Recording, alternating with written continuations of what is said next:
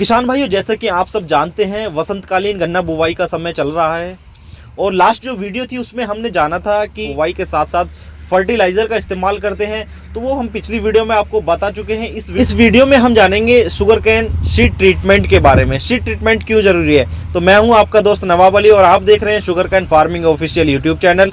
तो जो भी किसान मित्र चैनल पर पहली बार विजिट कर रहे हैं वो चैनल को सब्सक्राइब करें और वीडियो को बिना स्किप के लास्ट तक देखते रहिए। तो सबसे पहले हम जान लेते हैं कि सीड ट्रीट से पहले भी एक ज़्यादा ज़रूरी होता है हमारा सॉइल का ट्रीटमेंट।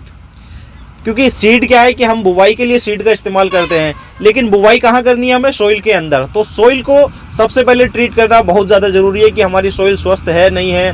सॉइल का ट्रीट होना बहुत ज़्यादा ज़रूरी है। खेती कोई भी आप करना चाहें, शुगर कैन से अलग किसी भी तरह की आप कोई भी कल्टीवेशन करना चाहें, उसमें भी आपको सॉइल ट्रीटमेंट का ध्यान देना बहुत ज़रूरी है। तो सॉइल ट्रीटमेंट के लिए आपको ज़्यादा कुछ नहीं करना है, मात्र आपको ट्राइकोडर्मा का इस्तेमाल करना है।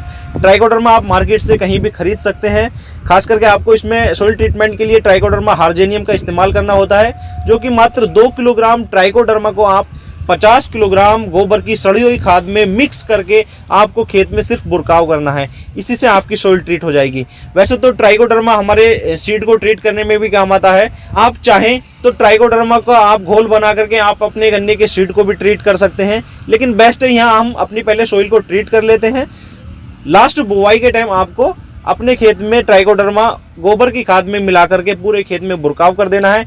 उसके बाद आता है हमारा टॉप प्रोपोर्शन। जो हम बुवाई करेंगे जब गन्ने की, तो उसमें सबसे पहले इस वक्त की जो बुवाई है मार्च और अप्रैल के महीने में, इसमें हमें खास ध्यान रखना है कि आपको गन्ने का जो है टॉप पोर्शन यानी कि 1/3 भाग की ही बुवाई करनी है।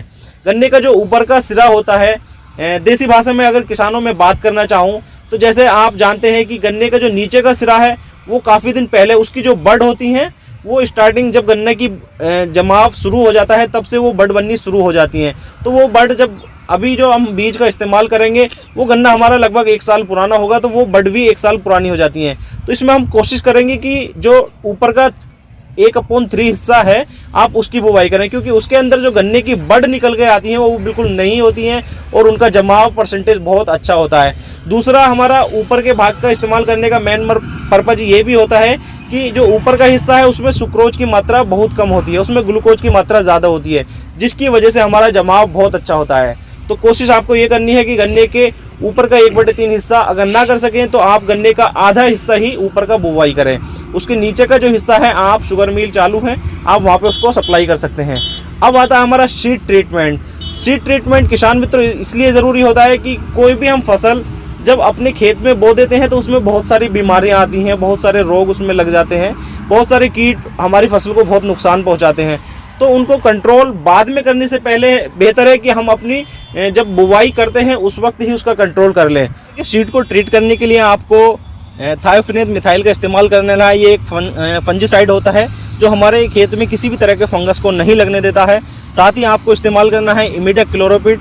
इमिडाक्लोरोपिड का जो काम होता है, जैसे कि कोई भी हम सीड लेंगे, अगर सीड के अंदर कोई भी गिनार होगी या कोई भी ऐसा कीट होगा तो वो उसको तुरंत ही नष्ट कर देगा। साथ ही जब हम उसको उसमें अच्छे से ट्रीट करेंगे और उसके बाद जब उसकी बुवाई करेंगे तो ज़मीन में जो भी कीड़े होते हैं जैसे कि वाइट ग्रब हुआ, दीमक हुआ, इन सबको बहुत अच्छे से ये कंट्रोल कर लेता है। तो सीड ट्रीटमेंट आपकी फसल के लिए बहुत ज़रूरी है। अगर हम बात करें डोज की तो आपको थायोफिनेट मिथाइल 125 ग्राम के हिसाब से 1 एकड़ में इस्तेमाल कर लेना है और 250 ml इमिडाक्लोरोपिड, इन दोनों को मिला करके लगभग 100 लीटर पानी में घोल बना लेना है और उसमें अपने सीड को डिप करके यानी कि 30 मिनट तक आपको उसमें डिप करके रखना है और उसके बाद अपने खेत में इसकी बुवाई कर देनी है।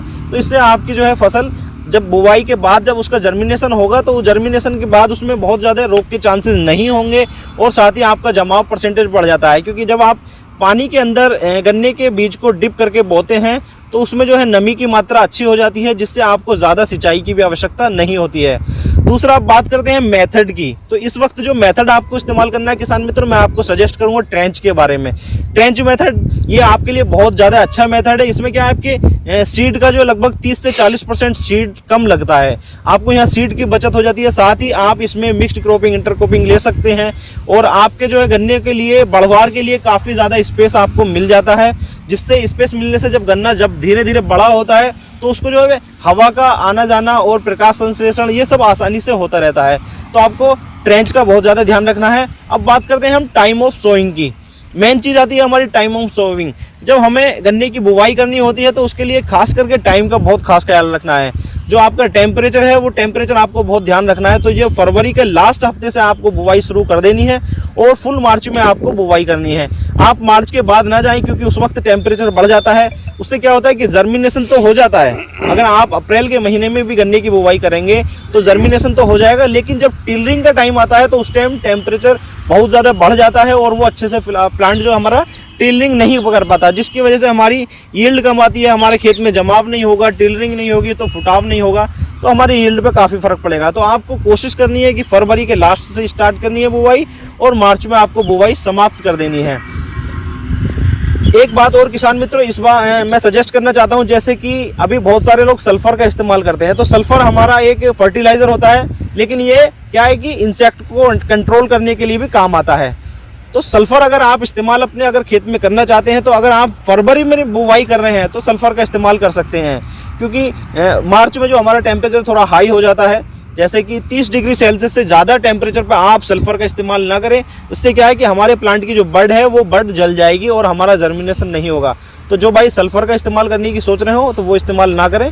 अगर आप फरवरी के महीने में अगर आपके यहाँ का टेम्परेचर ज़्यादा लो है तो आप उसका इस्तेमाल कर सकते हैं। साथ ही सिंचाई का आपको खास ध्यान रखना है कि अगर आपके खेत में नमी है तो आपको सिंचाई करने की ज़रूरत नहीं है, आप उसी में बुवाई कर सकते हैं। और अगर नमी नहीं है तो पहले पलेवा करना बहुत ज़्यादा ज़रूरी है। और इस बात का ध्यान रखना है कि पलेवा करने के बाद जब तक ज़मीन आपकी सूख ना जाए, उसमें ट्रैक्टर चलने लायक ज़मीन ना हो जाए, तब तक आपको बुवाई नहीं करनी है। तो ये छोटी सी जानकारियाँ थी आपके लिए। ये बुवाई से पहले बहुत ज़्यादा आपको ध्यान रखनी है। और बसंतकालीन बुवाई शुरू हो गई है तो आप भी अपने खेत में बुवाई कीजिए और इन मेथडों का इस्तेमाल कीजिए। अगर फर्टिलाइज़र के बारे में जानना है तो इससे पहले मैं वीडियो अपलोड कर चुका हूँ, आप उसको जाकर देख सकते हैं। और जाते जाते हमारे चैनल कर दीजिए सब्सक्राइब, क्योंकि इसी तरह की वीडियो हम आपके लिए लेकर आते रहते हैं। मिलते हैं एक अगली वीडियो में, तब तक के लिए जय हिंद जय भारत।